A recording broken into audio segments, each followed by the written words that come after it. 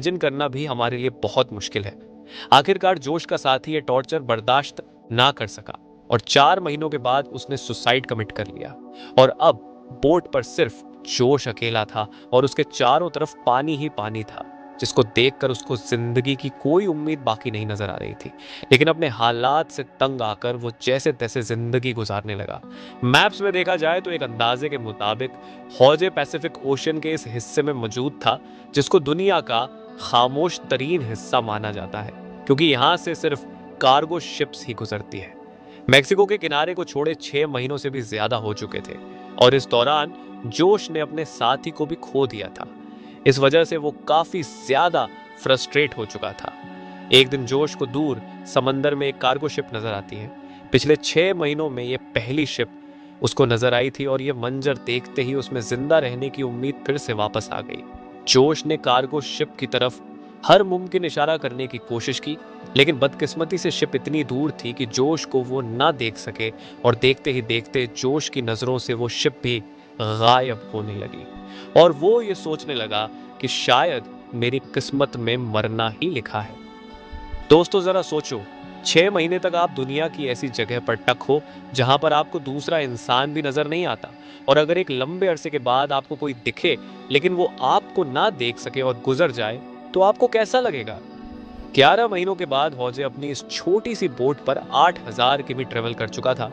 उसके कपड़े भी फट चुके थे और उसके पास खुद को सनलाइट से बचाने के लिए सिर्फ एक अंडरवेस्ट ही बचा। आखिरकार वो घड़ी आ गई जब किस्मत जोश पर मेहरबान हुई।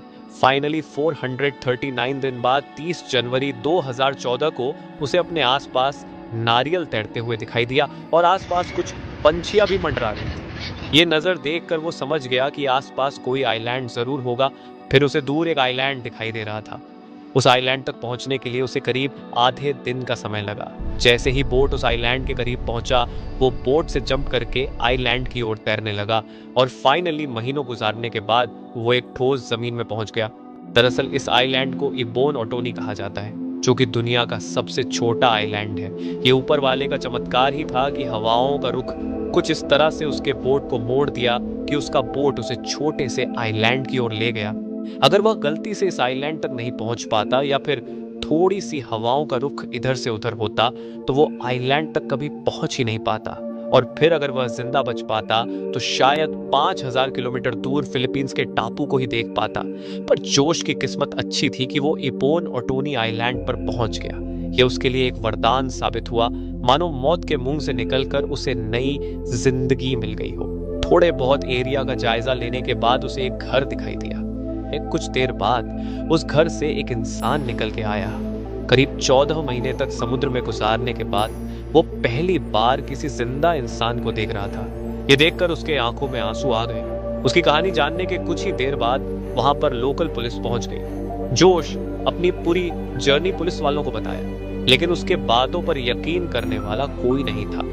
भला 438 दिनों तक कैसे कोई एक छोटे से बोट में जिंदा रह पाता, वह भी बिना खाए पिए एक लाश को देखते हुए, जो उसने अपनी बातों को साबित करने के लिए अपने बॉस को कॉल किया, जो उसे मछली पकड़ने के लिए भेजा करता था। उसके बॉस ने भी यह पुष्टि कर दी कि हाँ, जोश मेरे लिए कम करता था और 1 साल पहले वो समुद्र में खो गया था। अब क्योंकि वो किसी और कंट्री में पहुंच चुका था, वो भी बिना वीजा के, इसीलिए कुछ दिनों के कानूनी कार्यवाही करने के बाद उसे वापस मेक्सिको भेज दिया गया। लेकिन यह जर्नी अभी खत्म नहीं हुई थी। जो उसके मित्र, जिनकी आधे रास्ते में ही मौत हो चुकी थी, उनके घर वालों ने जोश के नाम पर केस कर दिया, ये कहते हुए कि जोश ने अपने दोस्त को मार के ही खा लिया होगा। कुछ दिनों के कानूनी दावपेच के बाद जोश को छोड़ दिया गया।